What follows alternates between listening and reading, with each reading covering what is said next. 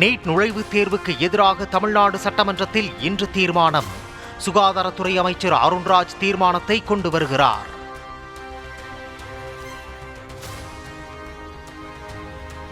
வெளிநாட்டு பங்களிப்பு ஒழுங்குமுறை திருத்த மசோதாவுக்கு எதிராக சட்டசபையில் இன்று தீர்மானம். FCRA திருத்தச் சட்டத்தை திரும்பப் பெற மத்திய அரசை வலியுறுத்தி தீர்மானம் கொண்டு வருகிறார் அமைச்சர் ராஜ்மோகன்.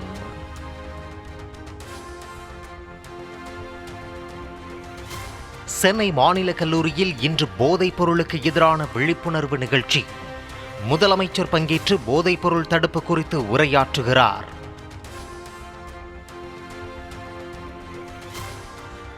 சட்டசபையில் எவ்வாறு செயல்பட வேண்டும் என திமுக MLA-க்களுக்கு கட்சித் தலைவர் மு.க. ஸ்டாலின் அறிவுறுத்தல். விவாதங்களில் தங்களது வாதங்களை வலுவாகவும் தெளிவாகவும் முன்வைக்க உத்தரவு.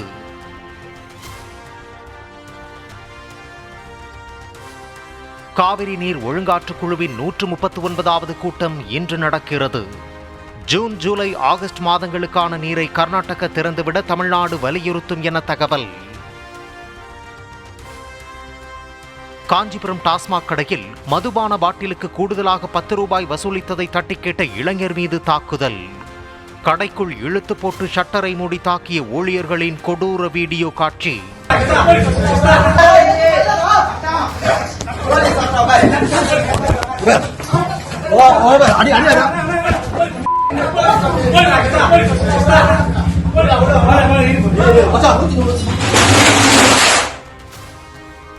சென்னையில் 1 கோடி ரூபாய் மதிப்பிலான போதைப் பொருட்கள் அழிப்பு. கொடுங்கையூர் குப்பை கிடங்கில் கொட்டி அழித்த உணவு பாதுகாப்பு மற்றும் காவல்துறை. தொகுதி மறுவரையறை தொடர்பாக தமிழ்நாட்டில் தாவேக அரசை தூண்டிவிட்டு MP-க்கள் கூட்டத்தை கூட்டியதாக காங்கிரஸ் மீது திமுக காட்டம். மற்ற தென் மாநிலங்களில் MP-க்களை கூட்டி கூட்டம் நடத்தாதது ஏன் என திமுக MP தயாநிதி மாறன் கேள்வி.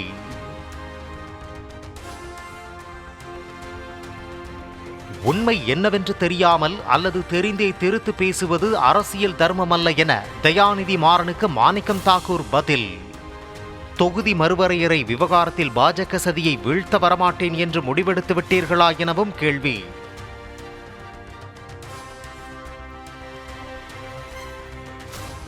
கரூரில் அரசு பள்ளி தலைமை ஆசிரியர் வீட்டில் நள்ளிரவில் நகை, பணம் கொள்ளை, ஆயுதங்களை காட்டி மிரட்டிய கொள்ளையர்கள். தப்பிச் செல்ல முயன்ற இருவரில் ஒருவரை சினிமா பாணியில் சுற்றி வளைத்து பிடித்த பொதுமக்கள்.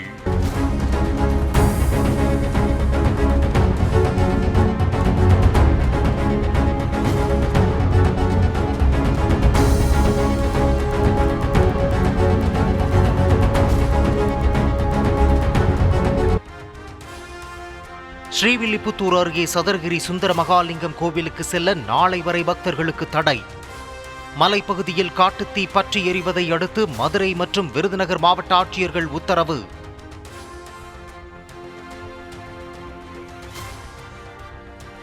சென்னை மற்றும் புறநகர் பகுதிகளில் மாலை நேரத்தில் கொட்டி தீர்த்த கனமழை.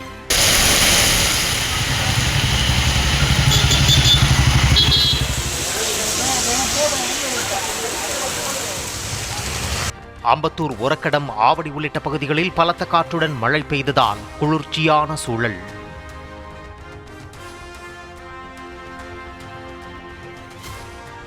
JSSC தேர்வு முறைகேடுகளை கண்டித்து இரவிலும் ஜார்க்கண்ட் சட்டமன்றத்தை முற்றுகையிட்டு போராட முயற்சி.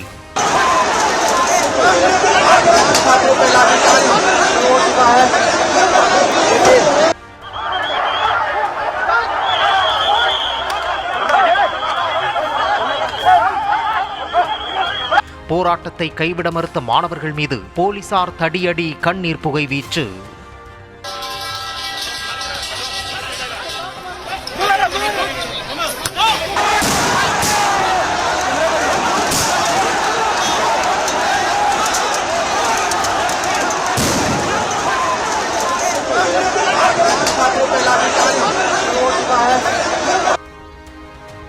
ஜார்க்கண்டில் மாணவர்கள் மீதான தாக்குதலுக்கு மக்களவை எதிர்க்கட்சித் தலைவர் ராகுல் காந்தி கடும் கண்டனம். நியாயமான கோரிக்கைகளை கேட்டறிந்து தீர்வு காண வேண்டும் என மாநில அரசுக்கு அறிவுறுத்தல்.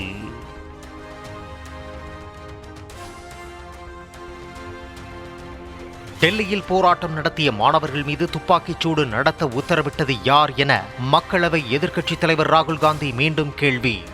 நாடாளுமன்ற அவைக்கு வந்து பதிலளிக்க மத்திய உள்துறை அமைச்சர் அமித்ஷாவுக்கு தைரியம் இல்லை என விமர்சனம்.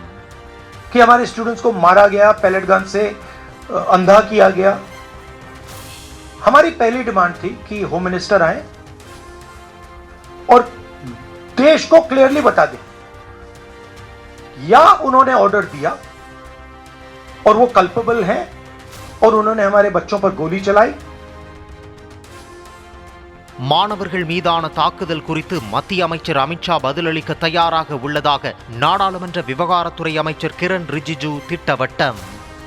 அமித்ஷா பதிலுரையை கேட்க துணிச்சல் இல்லாமல் காங்கிரசார் ஓடிவிடுவதாக ராகுல் காந்தி விமர்சனத்திற்கு பதிலடி. सीधा सीधा लोकसभा में हम चर्चा चाहते हैं और राहुल गांधी भाग नहीं सकते. देखिए, चर्चा मांग करके भाग जाना ये तो डरपोक ही करते हैं. डरपोक कौन होते हैं? जो चर्चा मांगते हैं और जब जवाब देने के लिए तैयार है तो फिर भाग जाते हैं और सुनते नहीं हैं. நாடாளுமன்ற செயல்பாடுகளை 15 நாட்களாக ராகுல் காந்தி முடக்கி வருவதாக மத்திய அமைச்சர் நட்டா குற்றச்சாட்டு. நாடாளுமன்றத்துக்கு விவாதத்துக்கு வந்தால் உரிய பதிலடி கொடுக்கப்படும் என்றும் உறுதி.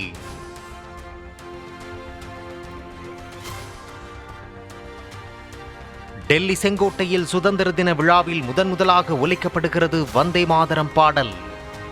வரும் 15ஆம் தேதி பிரதமர் மோடி தலைமையில் நடைபெறும் கொண்டாட்டத்தில் பாடப்படும் என அறிவிப்பு.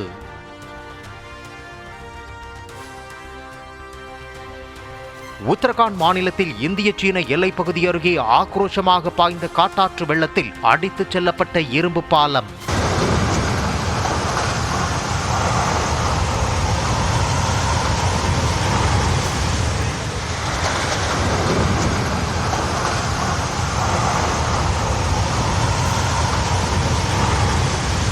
வெள்ளத்துடன் மண் சரிவும் ஏற்பட்டதால் போக்குவரத்து துண்டிக்கப்பட்ட நிலையில் மீட்பு பணிகள் தீவிரம்.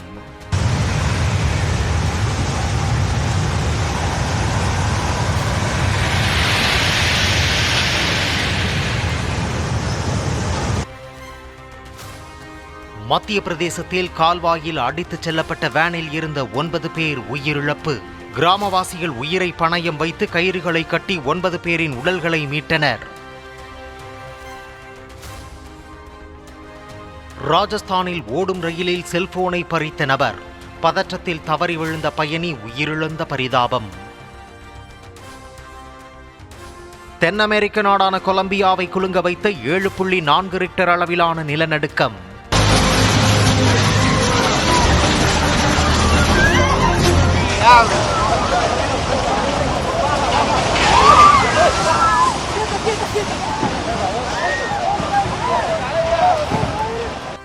ஏராளமான கட்டடங்கள், அடுக்குமாடி குடியிருப்புகள், தேவாலயங்கள் இடிந்து விழுந்து சேதம்.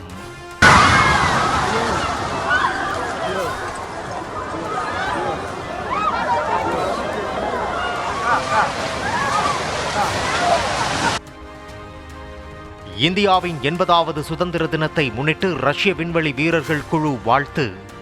சர்வதேச விண்வெளி நிலையத்தில் இருந்து கையில் மூவர்ண கொடியுடன் வாழ்த்து. Self-reliance and prosperity. Significantly, this year also marks the 65th anniversary of the greatest feat of human space exploration, historic flight by Soviet cosmonaut Yuri Gagarin. இலங்கைக்கு எதிரான டெஸ்ட் தொடரில் இந்திய அணி கேப்டனாக சுப்மன் கில் நியமனம். காயம் காரணமாக விலகிய சாய் சுதர்சனுக்கு மாற்று வீரராக சர்ஃப்ராஸ் கானுக்கு இடம்.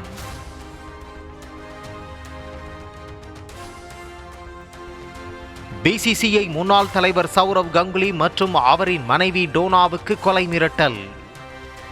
6 மாதங்களாக தொடர்ச்சியாக மிரட்டல் கடிதங்கள் வந்ததால் போலீசில் புகார்.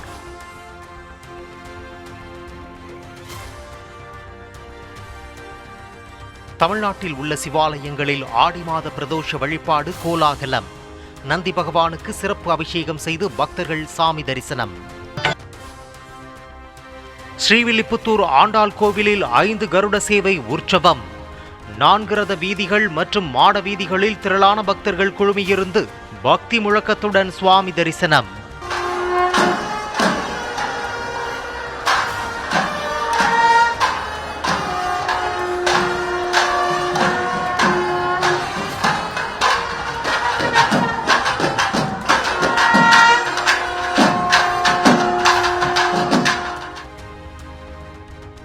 திண்டுக்கல் மாவட்டம் நத்தம் அருகே நள்ளிரவில் ஆண்கள் மட்டும் கலந்து கொண்ட பாரம்பரிய திருவிழா. உருண்டை சோற்றுடன் நடைபெற்ற கிடாக்கரி விருந்தில் 10,000 பேர் பங்கேற்பு.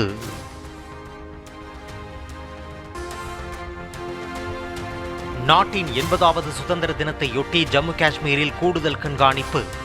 ஸ்ரீநகர், ஜம்மு உள்ளிட்ட அனைத்து பகுதிகளிலும் தீவிர வாகன தணிக்கை.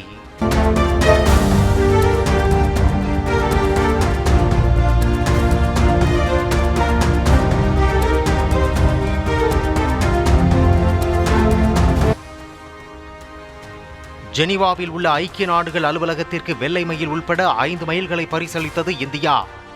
45 ஆண்டுகளுக்கு பிறகு கலாச்சார பாரம்பரியத்தை பகிர்ந்து கொள்ளும் முயற்சி என வெளியுறவு அமைச்சகம் பெருமிதம்.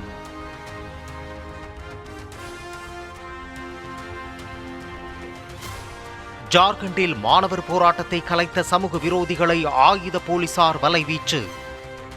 போராட்டத்தை கலைக்க முயன்ற 14 காவலர்களுக்கு காயம் என தகவல். கொலம்பியாவில் ஏற்பட்ட பயங்கர நிலநடுக்கத்தில் 111 பேர் உயிரிழப்பு. இடிபாடுகளில் சிக்கி மேலும் பலர் உயிரிழந்திருக்கலாம் என அச்சம்.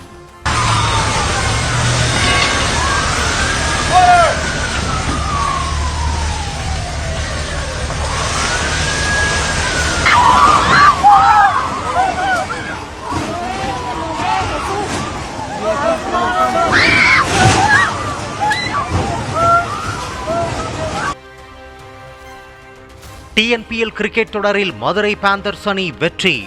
சேலம் ஸ்பார்டன்ஸ் அணியை 36 ரன்கள் வித்தியாசத்தில் வீழ்த்தியது.